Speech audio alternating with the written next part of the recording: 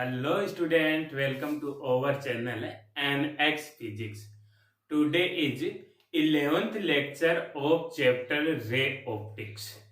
और आज का जो टॉपिक है वो है ऑप्टिकल इंस्ट्रूमेंट, प्रकाशिक यंत्र। तो देखो ऑप्टिकल इंस्ट्रूमेंट जो है, प्रकाशिक यंत्र जो है वह दो तरह के होते हैं। एक तो नेचुरल या गॉड गिफ्टेड और दूसरा है आर्टिफिशियल, जो इंसान के द्वारा बनाए गए।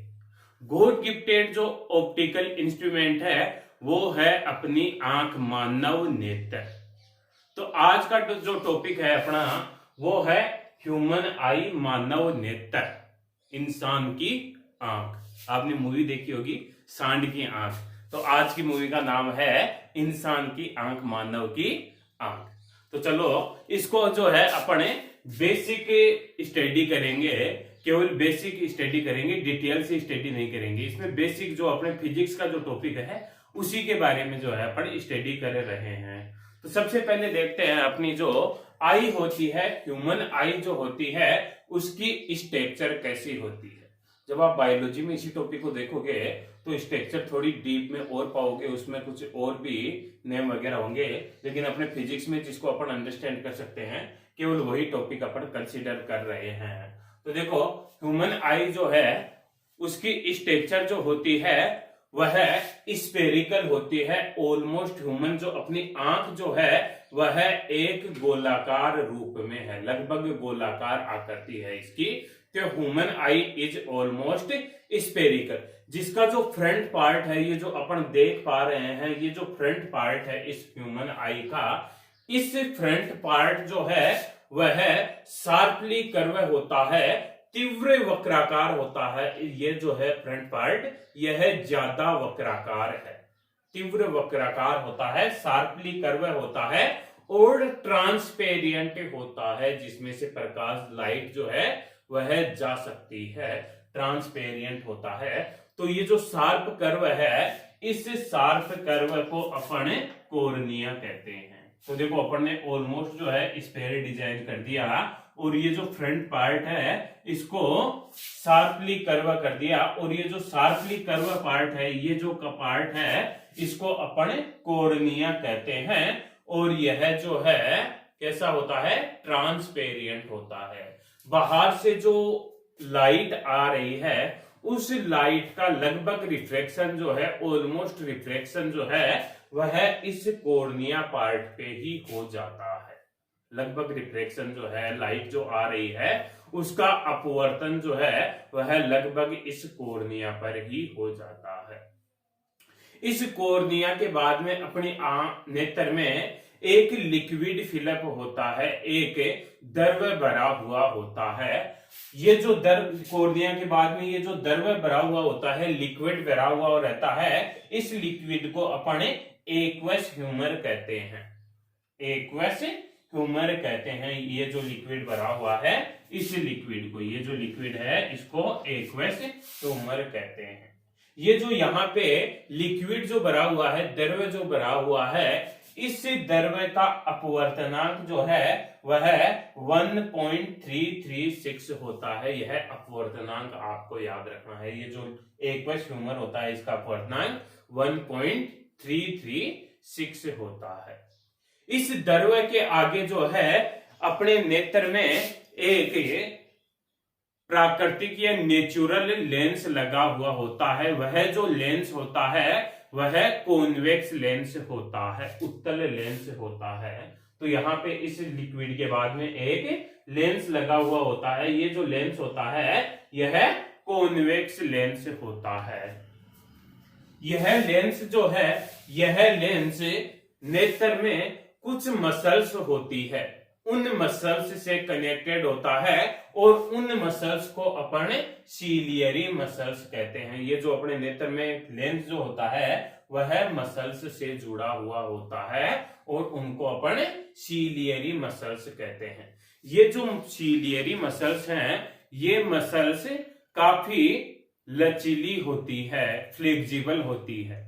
ये जो मसल्स है यह फ्लेक्सिबल होती है और फ्लेक्सिबल होने के कारण इनकी लेंथ जो है वह इंक्रीज भी हो सकती है और ये जो मसल्स जो है वह कंप्रेस भी हो सकती है, मतलब इनकी लंबाई जो है वह घट और बढ़ सकती है, इस तरह से फ्लेक्सिबल होती है।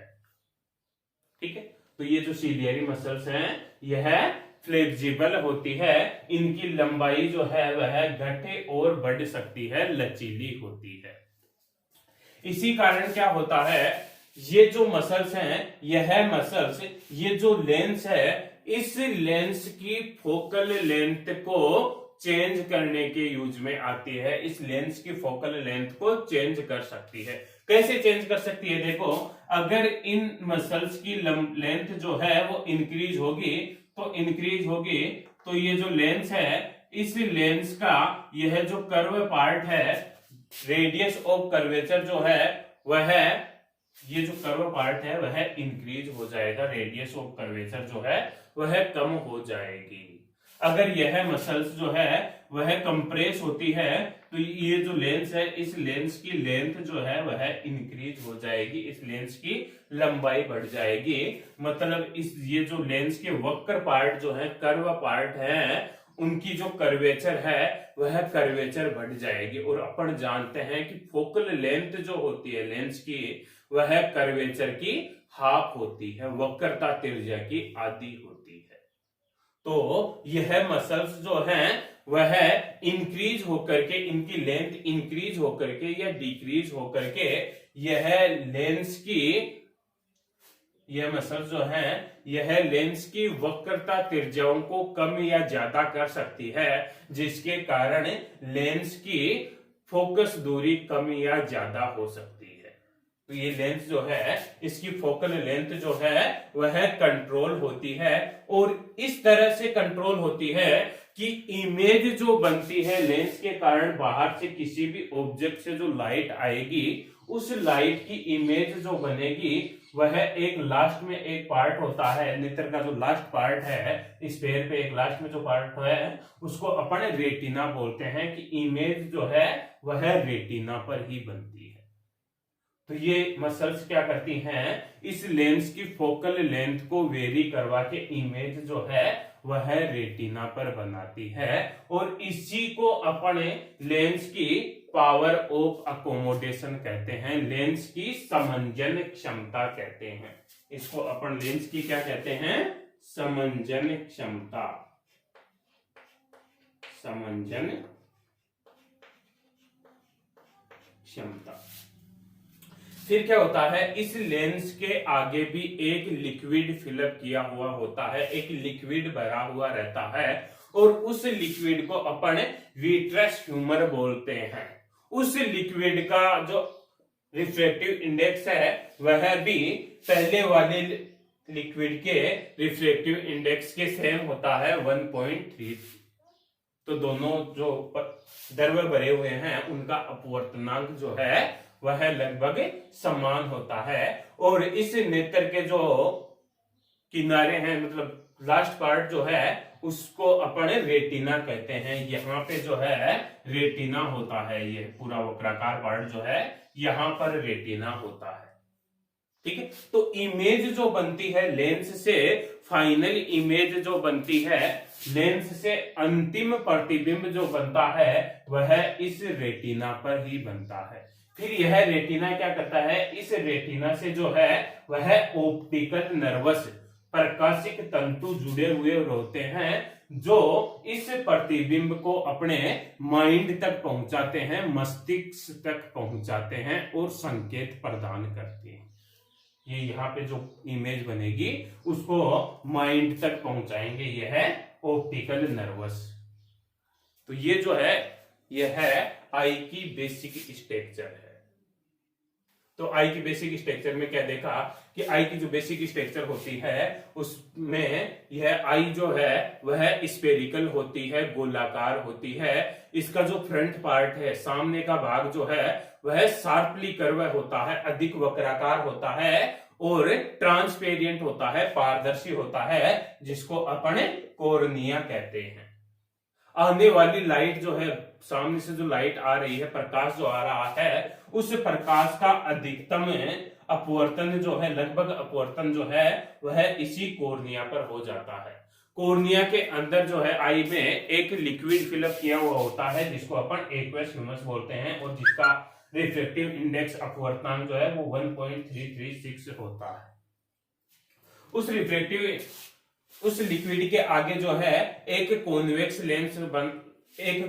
लेंस होता है। यह लेंस जो है यह नेचुरल लेंस होता है, प्राकृतिक लेंस होता है जो आने वाली रे को रेटिना पर फोकसित करता है, रेटिना पर केंद्रित करता है और इमेज फॉर्म करता है, प्रतिबिंब बनाता है। यह जो लेंस है यह लेंस सीलियरी नामक मसल्स से जुड़ा हुआ होता है, मसल से जुड़ा हुआ होता है जिनको सीलियरी मसल्स कहते हैं। ये मसल्स जो है यह फ्लेक्सिबल होती है, लचीली होती है। इसके कारण यह मसल्स संकुचित होकर के या फैल करके इस लेंस की वक्रता, त्रिज्या तथा फोकस दूरी को कंट्रोल करती है। यह मसल्स फ्लेक्सिबल होने के कारण लेंस की radius of curvature and focal length को कंट्रोल करती है। थोड़ा बहुत रिफ्लेक्शन तो जो है इस कॉर्निया पे हो गया, बचा हुआ लाइट का रिफ्लेक्शन जो है, अपवर्तन जो है वह इस लेंस पर हो जाता है और इस लेंस के मतलब इस तरह से यह अपनी फोकल लेंथ को वेरी करवाता है कि इसके कारण जो इमेज बने वह रेटिना पर बने और इसी को अपन लेंस की पावर ऑफ अकोमोडेशन कहते हैं, समंजन क्षमता कहते हैं। ये जो नेत्र है इसका अंतिम पार्ट जो है लास्ट में उसको अपन रेटिना कहते हैं। रेटिना और लेंस के बीच में एक और लिक्विड फिलअप होता है जिसको अपन विट्रस ह्यूमस कहते हैं, जिसका अपवर्तनांक एक्वस ह्यूमस के सेम होता है। यह रेटिना जो है वह ऑप्टिकल नर्वस से, प्रकाशिक तंतु से, मस्तिष्क से जुड़ा हुआ होता है, माइंड से जुड़ा हुआ होता है। तो यहाँ पर बनने वाली इमेज को मस्तिष्क तक पहुंचा करके संकेत प्रदान करता है। तो यह जो है अपने आई की बेसिक स्ट्रक्चर देखी, ठीक है। नेक्स्ट है अपना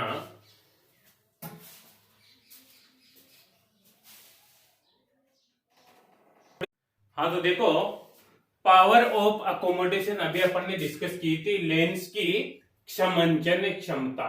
तो लेंस की समंजन क्षमता क्या थी कि नेत्र में जो कन्वर्जेंट लेंस होता है, अभिसारी लेंस जो होता है, उस अभिसारी लेंस को जो है वह सीलियरी मांसपेशियों से जुड़ा हुआ होता है और वह सीलियरी मांसपेशियां जो है वह लेंस की वक्रता, त्रिज्याओं को कंट्रोल करके लेंस की फोकस दूरी को इस तरह से कंट्रोल करती है कि लेंस से बनने वाला प्रतिबिंब जो है वह रेटिना पर बनता है और इसे ही अपन लेंस की समंजन क्षमता कहते हैं।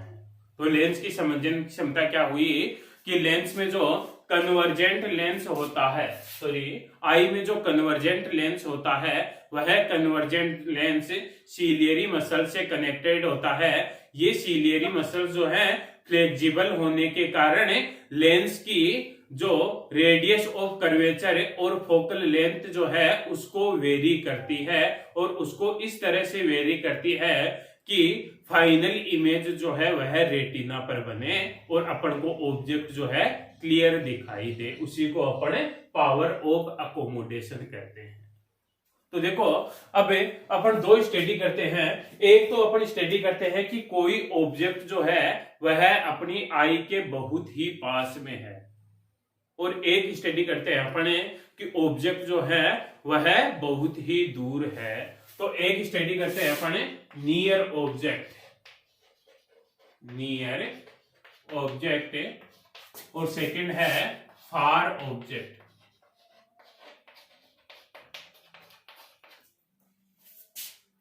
तो देखो आई निकट जो वस्तु होती है उसके लिए अपन ने देखा कि आई की जो स्ट्रक्चर होती है वह कुछ इस तरह की स्ट्रक्चर होती है, इस तरह की, और यहाँ पे जो है वह अपना कन्वर्जेंट लेंस होता है, आई लेंस होता है। तो यहाँ पे अगर अपने पास में कोई ऑब्जेक्ट है यहाँ पे, तो देखो यह जो लेंस होता है इसकी नॉर्मल कंडीशन में जो फोकल लेंथ होती है, नॉर्मल मतलब ये सीलियरी मसल्स जो हैं वह ना तो इलोंगेटेड हो, ये जो सीलियरी मसल्स जो हैं यह इलोंगेटेड भी नहीं है और कंप्रेस भी नहीं है, ना तो संकुचित हो रही है और ना फैल रही है, अपनी अवस्था में है ये सीलियरी मसल्स है। तो उस स्थिति में जब यह लेंस होता है तो इस लेंस का फोकल पॉइंट जो है वह रेटिना पर होता है। तो ये डायग्राम जो है मैं फार ऑब्जेक्ट के लिए अभी बना लेता हूं। यह हो गया अपना आई हो गई, यह जो है अपना लेंस हो गया।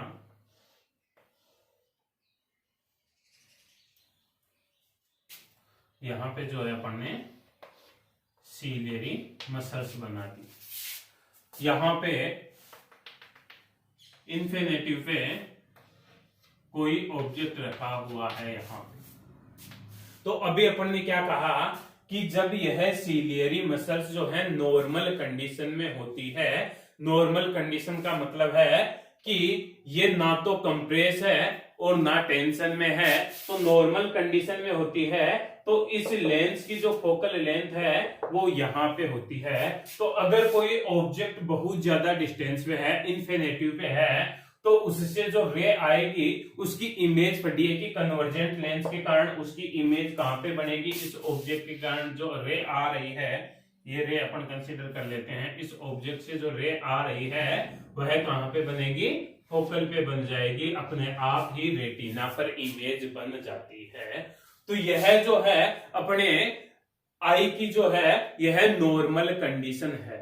इसमें सीलियरी मसल्स जो हैं उनपे ज्यादा कंप्रेशन या टेंशन नहीं आता है और इमेज जो है वह नॉर्मल कंडीशन में रेटिना पे बनती है और अपन किसी ऑब्जेक्ट को नॉर्मल कंडीशन में आसानी से देख सकते हैं, फ्रीली देख सकते हैं।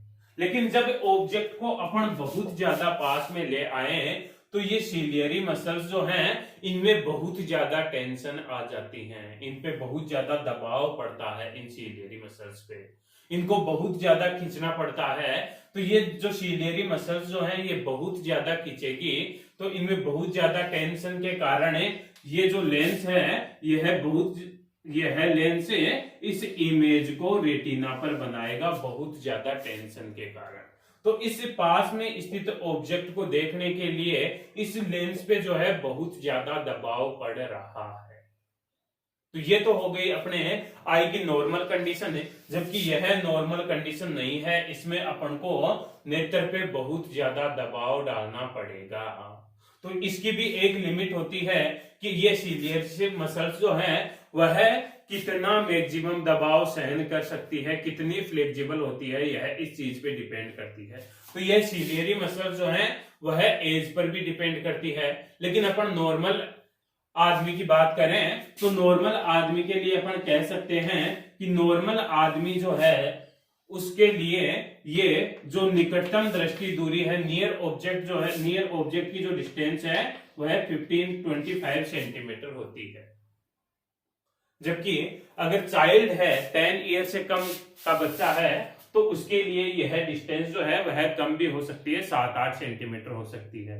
लेकिन 60 साल से ज्यादा एज का इंसान है तो उसके लिए ये डिस्टेंस 1 से 2 मीटर तक इंक्रीज कर जाती है।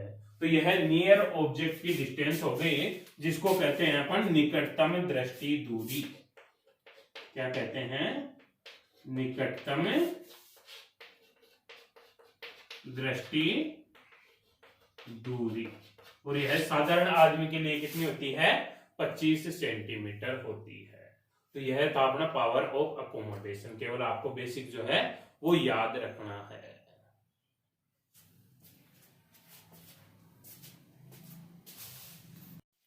हाँ, तो नेक्स्ट देखो आई डिफेक्ट, नेत्र दोष। नेत्र दोष जो होते हैं वह 4 तरह के होते हैं। नेत्र दोष का मतलब है कि अपन को कोई भी ऑब्जेक्ट जो है वह क्लियरली दिखाई नहीं दे। क्लियरली दिखाई कब नहीं देगा? जब उस ऑब्जेक्ट की जो इमेज है वह रेटिना पर नहीं बनेगी तो वह ऑब्जेक्ट अपन को क्लियरली दिखाई नहीं देगा। तो नेत्र दोष का मतलब है कि अगर नेत्र से जो बनने वाला प्रतिबिंब है, नेत्र लेंस से बनने वाला प्रतिबिंब जो है वह रेटिना पर नहीं बनेगा तो अपन को वह वस्तु स्पष्ट दिखाई नहीं देगी। इसलिए प्रतिबिंब रेटिना पर बनाने के लिए नेत्र के सामने अपन कुछ लेंस और यूज में लेते हैं, जिसे चश्मे के रूप में अपन लेंस यूज में लेते हैं। तो यह नेत्र दोष जो है वह किस किस तरह के होते हैं, आई डिफेक्ट, यह 4 तरह के होते हैं। फर्स्ट देखो, पहला आई डिफेक्ट जो है वह है नियर साइटनेस और मायोपिया। नियर साइटनेस और मायोपिया जिसको कहते हैं अपन निकट दृष्टि दोष। तो इस डिफेक्ट में क्या होता है, इस डिफेक्ट में जो फार ऑब्जेक्ट होता है वह क्लियरली दिखाई नहीं देता, जो दूर की वस्तु होती है वह स्पष्ट दिखाई नहीं देती। क्यों दिखाई नहीं देती दूर की वस्तु स्पष्ट? क्योंकि जो इमेज बनती है, जो दूर से लाइट रे आ रही है, डिस्टेंस से जो लाइट रे आ रही है, उस लाइट रे के कारण जो इमेज बनती है वह इमेज रेटिना पर ना बनके रेटिना से पहले ही बन जाती है। यह जो लेंस होता है, यह लेंस उन रे को रेटिना पर कन्वर्जेंट ना करके पहले ही कन्वर्जेंट कर देता है और इमेज जो है पहले ही बना देता है। तो अब इस दोष को, डिफेक्ट को दूर करने के लिए अपन जो है वह एक कॉनकेव लेंस या डाइवर्जेंट लेंस यूज में लेते हैं। क्यों लेते हैं? क्योंकि कॉनकेव लेंस या अवतल लेंस या अपसारी लेंस या डाइवर्जेंट लेंस जो होता है वह लाइट रे को स्प्लिट करता है, फैलाता है, जबकि यह कॉन्वेक्स लेंस जो है वह कन्वर्जेंट करता है। तो ये लाइट रे कन्वर्जेंट तो पहले से ही हो रही है, इसको अपन को फैला करके रेटिना तक लेके जाना है। तो इस लेंस के सामने जो है, नेत्र के सामने, अपन ने आई के सामने एक डाइवर्जेंट लेंस यूज में ले लिया। तो यह डाइवर्जेंट लेंस क्या करेगा, इन लाइट रे को फैला देगा और इस तरह से फैलाएगा कि यह जो फाइनल इमेज जो बनती है वह रेटिना पर बनती है। तो इस डिफेक्ट को अपन क्या कहते हैं, नियर साइटनेस और मायोपिया, जिसमें फार ऑब्जेक्ट जो है वह क्लियरली दिखाई नहीं दे, दूर की वस्तु जो है वह स्पष्ट दिखाई नहीं दे। नेक्स्ट डिफेक्ट जो होता है वो होता है फार साइटनेस और हाइपरमेट्रोफिया। फार साइटनेस और हाइपरमेट्रोफिया, दूर दृष्टि दोष। इस डिफेक्ट में क्या होता है, अपन को नियर ऑब्जेक्ट जो होता है वह क्लियरली दिखाई नहीं देता। नियर ऑब्जेक्ट क्लियरली दिखाई क्यों नहीं देता? क्योंकि अगर ऑब्जेक्ट को मैं नियर ले आया तो इसकी इमेज जो बनेगी वह इमेज रेटिना से बिहाइंड बन जाती है, रेटिना के भी पीछे बनती है। अब अपन को कोई भी ऑब्जेक्ट जो है उसको कब देख सकते हैं, जब अपनी इमेज जो है वह रेटिना पर बने। तो यह इमेज जो है वह रेटिना के बिहाइंड बन गई। तो इस इमेज को अपन को आगे लाना है, मतलब ये जो रे कन्वर्जेंट हो रही है वह बाद में हो रही है, इनको पहले कन्वर्जेंट करना है। तो पहले कन्वर्जेंट करना है तो अपन क्या करते हैं, इस आई के सामने एक कन्वर्जेंट लेंस लगा देते हैं। तो इस आई के सामने अपन ने कन्वर्जेंट लेंस यूज में ले लिया। तो अब ये जो इमेज बनी वह है रेटिना पर बनेगी। इसको कहते हैं अपन दूर दृष्टि दोष, जिसमें पास की वस्तु स्पष्ट दिखाई नहीं देती। क्यों दिखाई नहीं देती? क्योंकि बनने वाला प्रतिबिंब रेटिना के पीछे बनता है। रेटिना के पीछे बनेगा तो उस प्रतिबिंब को आगे लाने के लिए, मतलब उन प्रकाश किरणों को पहले ही फोकसित करने के लिए अपन एक अभिसारी लेंस यूज में लेते हैं। तो इस तरह से जो है इसका रे डायग्राम हो गया। तो दो डिफेक्ट जो है अपने ये हो गए। दोनों को स्क्रीन को पॉज करके दोनों डिफेक्ट को नोट करो। हाँ, तो नेक्स्ट डिफेक्ट देखो। नेक्स्ट डिफेक्ट है एस्टिग्मेटिज्म, अबिंदुकता। तो अबिंदुकता क्या होता है कि अबिंदुकता में क्या होता है, अपन को किसी एक प्लेन में तो स्पष्ट दिखाई देता है लेकिन उसके परपेंडिकुलर प्लेन में स्पष्ट दिखाई नहीं देता। एक प्लेन में तो अपन क्लियरली देख सकते हैं लेकिन उसके परपेंडिकुलर प्लेन में क्लियरली नहीं देख सकते। जैसे यहाँ पे होरिजन पे दो ऑब्जेक्ट रखे हुए हैं, उनको तो मैं क्लियरली देख पा रहा हूं, लेकिन इसी वर्टिकल प्लेन में अगर कोई दो ऑब्जेक्ट रखे हुए हैं तो उन दोनों ऑब्जेक्टों को मैं क्लियरली नहीं देख पाता। जैसे किसी ऑब्जेक्ट की हाइट क्लियरली मेजर नहीं कर पाता, लेकिन उसकी विड्थ जो है वह क्लियरली मेजर कर पाता हूं। तो इस तरह का जो डिफेक्ट होता है उसको अपन एस्टिग्मेटिज्म बोलते हैं, जिसमें क्या होता है, दो भिन्न भिन्न जो प्लेन होते हैं उन प्लेन्स में लेंस की जो कर्वेचर है वह लेंस की कर्वेचर भी डिफरेंट होती है। दो डिफरेंट प्लेन जो होते हैं उनमें लेंस की कर्वेचर भी डिफरेंट होती है, इसलिए अपने उन प्लेन्स में किसी दोनों प्लेन्स में जो है किसी ऑब्जेक्ट को क्लियरली नहीं देख पाते। तो भिन्न भिन्न तलों में लेंस की वक्रता भिन्न भिन्न होने के कारण किसी एक तल में स्पष्ट दिखाई देता है, लेकिन इसके लंबवत तल में स्पष्ट दिखाई नहीं देता। इस डिफेक्ट को दूर करने के लिए अपन सिलेंड्रिकल लेंस यूज में लेते हैं, बेलनाकार लेंस यूज में लेते हैं। जैसे अपन ने यहाँ रे डायग्राम एक्सप्लेन किया कि यह अपना आई स्ट्रक्चर होगी यह कोई ऑब्जेक्ट है, तो इस ऑब्जेक्ट में जो होरिजन लाइन है उनको तो मैं यहाँ पे क्लियरली देख पा रहा हूं, लेकिन वर्टिकल लाइन जो है उनको क्लियरली नहीं देख पा रहा, वह कर्व शेप में आ रही है। तो इस डिफेक्ट को रिमूव करने के लिए जब मैंने सिलेंड्रिकल लेंस जो है आई के सामने यूज में लिया, तो अब मैं उस ऑब्जेक्ट को जो है क्लियरली देख पा रहा हूं। ठीक है, तो इसको बोलते हैं अपन एस्टिग्मेटिज्म, अबिंदुकता। नेक्स्ट दोष है प्रेसबायोपिया, जरा दृष्टि दोष। यह डिफेक्ट जो है यह एज के साथ आता है, उम्र के साथ यह दोष आता है। उम्र के साथ कैसे आता है? एज के साथ अपने जो आई लेंस को जो मसल्स कैच किए होती है, जिसको अपन ने सीलियरी मसल्स बोला था, वह सीलियरी मसल्स जो है वह वीक हो जाती है, उतनी ज्यादा फ्लेक्सिबल नहीं हो पाती।